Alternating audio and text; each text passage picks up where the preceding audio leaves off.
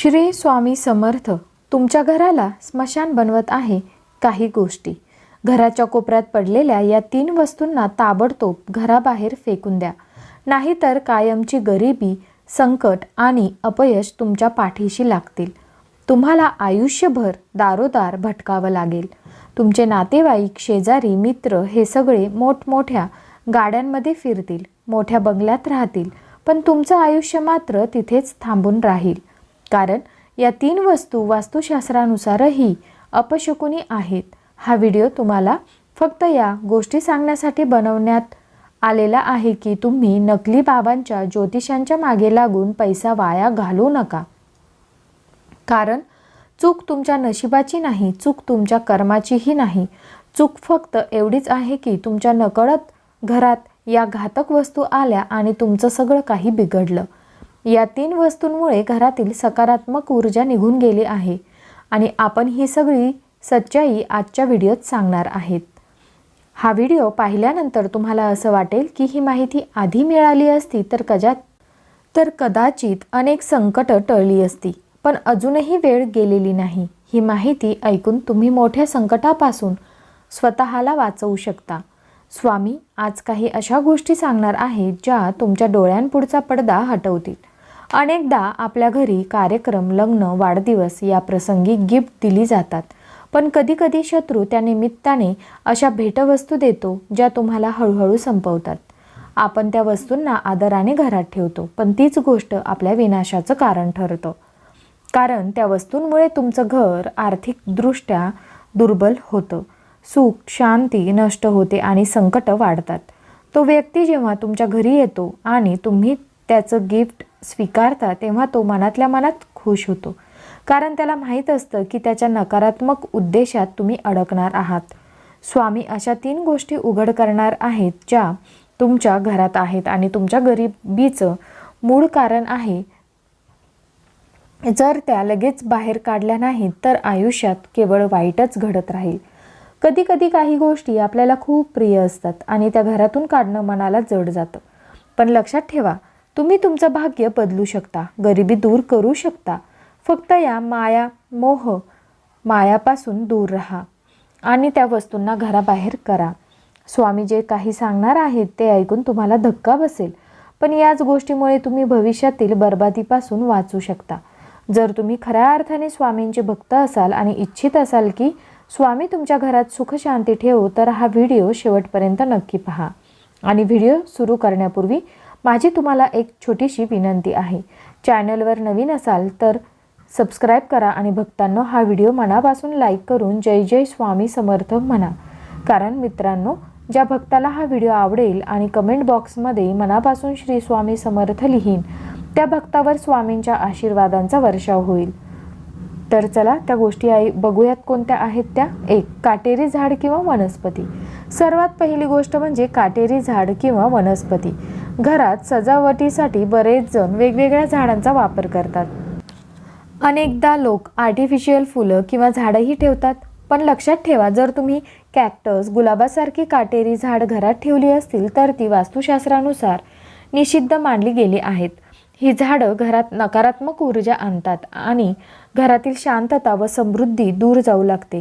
कधीकधी एखादा मित्र किंवा नातेवाईक आपल्याला काटेरी झाड भेट म्हणून देऊन जातो, पण लक्षात ठेवा, असा व्यक्ती तुमचा मित्र नसून तुमचा सगळ्यात मोठा शत्रू असू शकतो.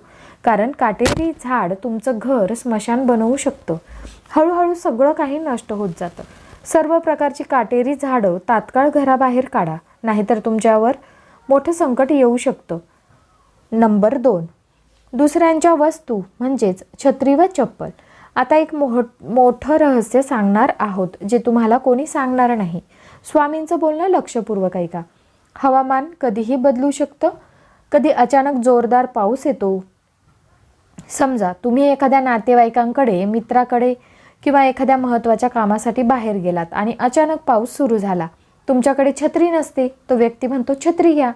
तुम्ही विचार करता, ठीक आहे उद्या परत देईन, आणि तुम्ही त्याची छत्री घेऊन घरी येता. इथूनच तुमचं भाग्य दुर्भाग्यात बदलायला लागतं. मृत्यूनंतर किंवा श्राद्धाच्या वेळी काही खास वस्तू दान केल्या जातात, जसे की चप्पल, छत्री. या वस्तू नकारात्मकता वाढवतात. छत्री ही अशी वस्तू आहे जी तिच्या मूळ मालकाची अशुभता शोषते.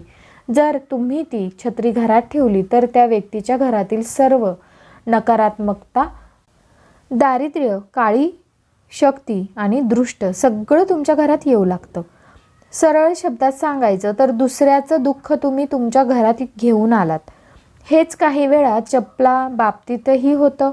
तुम्ही कुणाकडे गेलात, चप्पल तुटली, त्या व्यक्तीने स्वतःची चप्पल दिली, तुम्ही म्हटलं काय बिघडलं, उद्या परत देईन. पण वास्तुशास्त्रानुसार ही गोष्ट अत्यंत घातक आहे. तो माणूस चांगल्या हेतूने देत असला तरी त्याच्या घरचं दारिद्र्य, दुःख आणि संकट त्याच्या चप्पलासोबत तुमच्या घरात येतं. निकाल काय, तो माणूस पुढे जातो आणि तुम्ही मागे राहता. जर ती छत्री 2-3 दिवस घरी ठेवली आणि नंतर विसरला तर खरी समस्या सुरू होते. व्यवसाय बिघडतो, घरात भांडणं वाढतात, कामात अडचणी येतात, आरोग्य ढासळतं. मग तुम्हाला वाटतं हे सगळं अचानक कसं घडलं.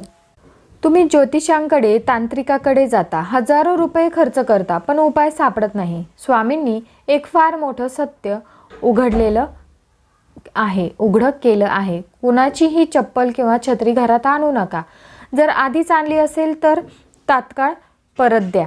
पावसाळ्यात घराबाहेर पडताना स्वतःची छत्री सोबत ठेवा. नंबर 3, सडलेलं अन्न आणि जुनी फुलांची माळ. आता व्हिडिओ अधिक गंभीर आणि धक्कादायक होणार आहे. जवळजवळ प्रत्येकाच्या घरात असणाऱ्या 2 गोष्टींबद्दल आपण बोलणार आहोत. जर या गोष्टी घरात असतील तर तुम्ही कधीही प्रगती करू शकणार नाही. पैसा येईल पण टिकणार नाही. सतत हॉस्पिटलचे खर्च, औषधं, अडचणी तुमचा खिसा रिकामा करतील. स्वयंपाकघर म्हणजे घराचं ऊर्जा केंद्र आहे. तिथे अन्नपूर्णा देवी वास करते. पण अनेक घरांमध्ये फ्रीजमध्ये खराब, बुरशी लागलेले, सडलेले पदार्थ पडलेले असतात.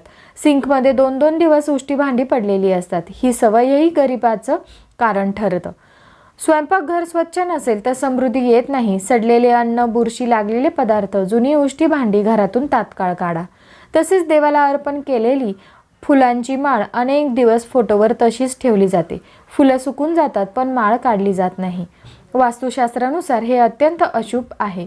फुलं सुकल्यावर ती योग्य ठिकाणी विसर्जित करणे आवश्यक आहे. जिथे कृपा बरसायला हवी होती तिथेच दुर्भाग्य निर्माण होतं. मित्रांनो, या 3 गोष्टी जर तुम्ही घराबाहेर काढल्या तर एका महिन्यात सकारात्मक बदल दिसू लागतील. पैसा वाचायला लागेल, अनावश्यक खर्च थांबतील, आरोग्य सुधारेल, कामात यश मिळेल. जर या व्हिडिओतील एक जरी वाक्य उपयुक्त वाटलं असेल तर ही माहिती इतरांपर्यंत नक्की पोहोचवा. व्हिडिओला लाईक करा आणि कमेंट बॉक्समध्ये श्री स्वामी समर्थ लिहा, जेणेकरून स्वामींची कृपा तुमच्या जीवनावर सदैव राहील. आणि हो, हा व्हिडिओ तुमच्या मित्रांसोबत शेअर करायला मात्र विसरू नका. आणि आपल्या स्वामींच्या चॅनलला सबस्क्राईब नक्की करा. तर भेटूया पुढील व्हिडिओमध्ये. तोपर्यंत धन्यवाद. श्री स्वामी समर्थ.